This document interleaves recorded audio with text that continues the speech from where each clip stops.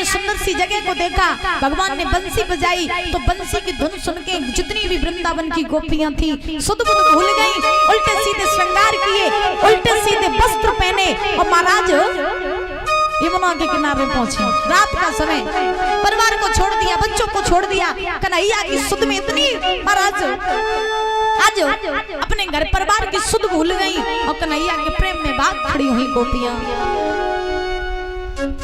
भागते भागते भागते भागते जब यमुना के किनारे पहुंची तो गोपियों को आते हुए कन्हैया ने देखा। भगवान बोले आ गई तुम?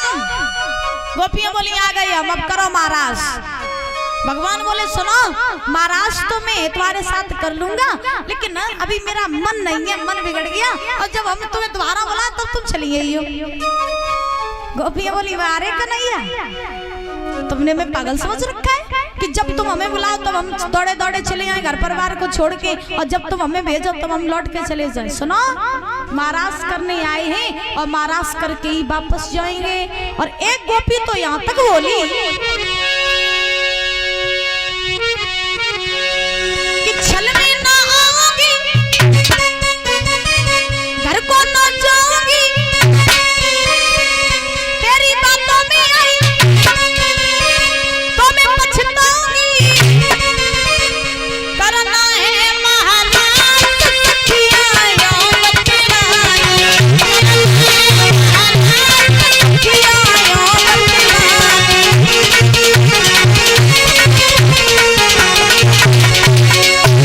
गोपियां कहने लगी लाला, महाराज करने के लिए आए हम, महाराज करके ही वापस जाएंगे, हम तुम्हारे उस छल में नहीं आएंगे। सुनो,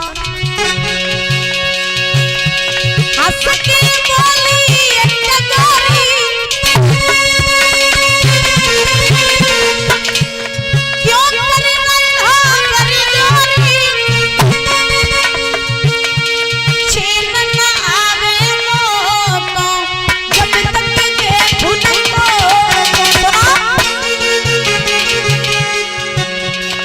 अब नहीं मानूंगी, घर को ना जाऊंगी, तेरी बातों में आई तो मैं पछताऊंगी, करना है महाराज सखिया यो बतलाए, करना है महाराज सखिया यो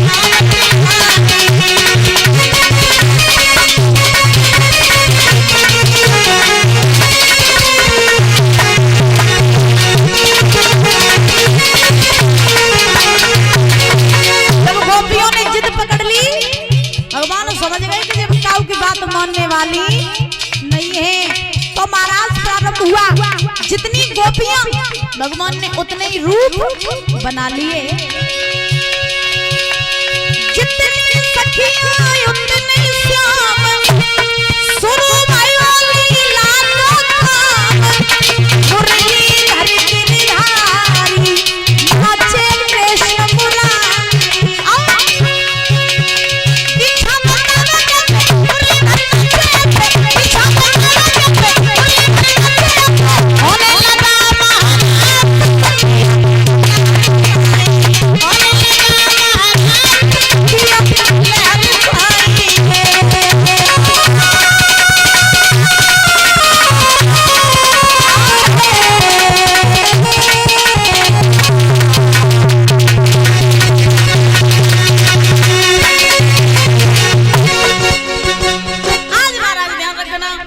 गोपियों ने जिद पकड़ी तो जितनी गोपियां भगवान ने उतने रूप बना लिए।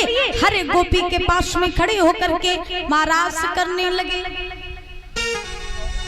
महाराज की लीला प्रारंभ हुई।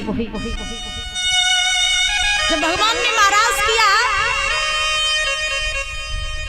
तो महाराज सारी गोपियां मन में बड़ी ही खुश है। भगवान तो महाराज कर रहे हैं। आकाश में से देवियां चली महाराज देखने के लिए। अपने अपने विमानों में बैठ करके सारी देवियां चली महाराज देखने के लिए। चलती जा रही हो महाराज यमुना के किनारे वृंदावन में आती जा रही कन्हैया की लीला देखने के लिए। कैलाश पर्वत में बैठी हुई पार्वती भोले बाबा के संग परीक्षित महाराज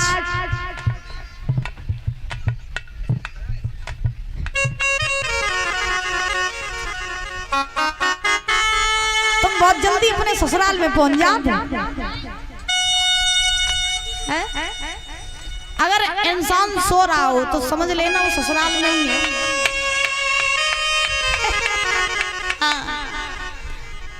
तो पार्वती बैठी रही भोले बाबा के संग।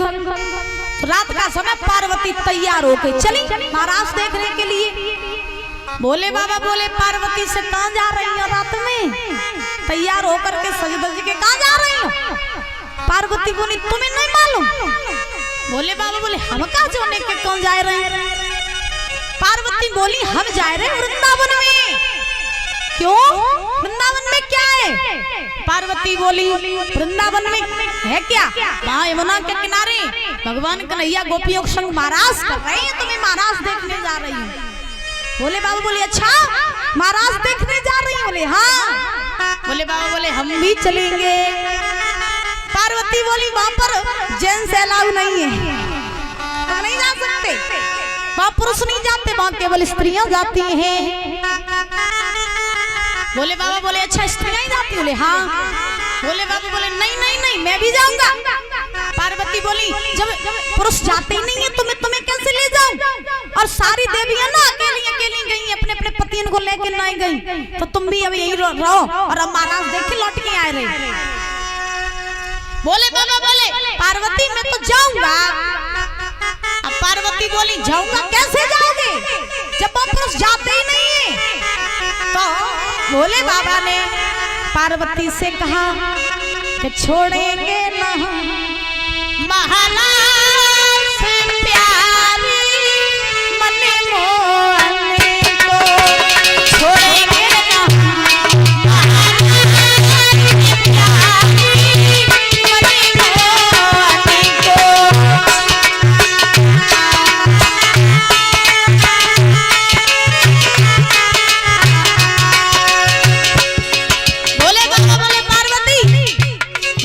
छोड़ने वाले नहीं है हम, कुछ भी हो जाए महाराज देखने तो मैं जरूर जाऊंगा। छोड़ेंगे महाराज प्यारी को, छोड़ेंगे महाराज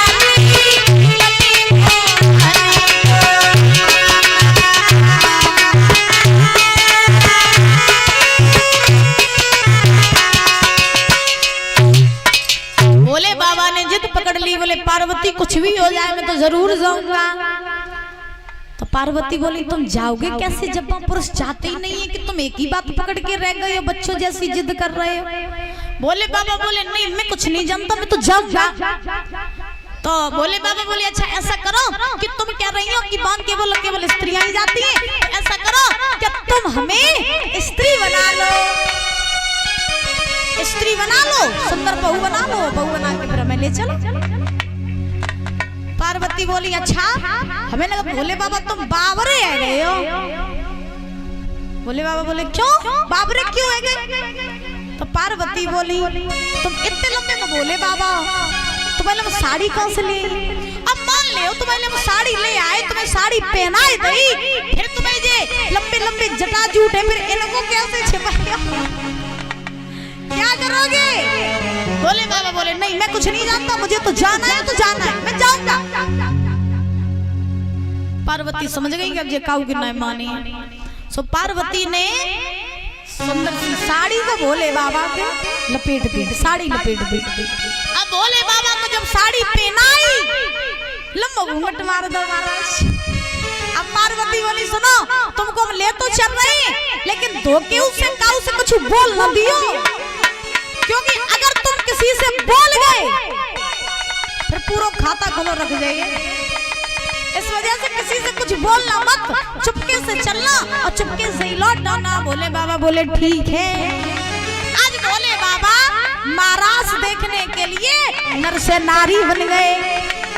बड़े सुंदर भोले बाबा, बड़ा सुंदर दृश्य, एकदम लंबी बहुरिया बन गए भोले बाबा, सुंदर सी दुल्हनिया। अब चलने लगे भोले बाबा, आगे आगे पार्वती पीछे पीछे भोले बाबा। और कैसे जा रहे हैं? एक दिन भोले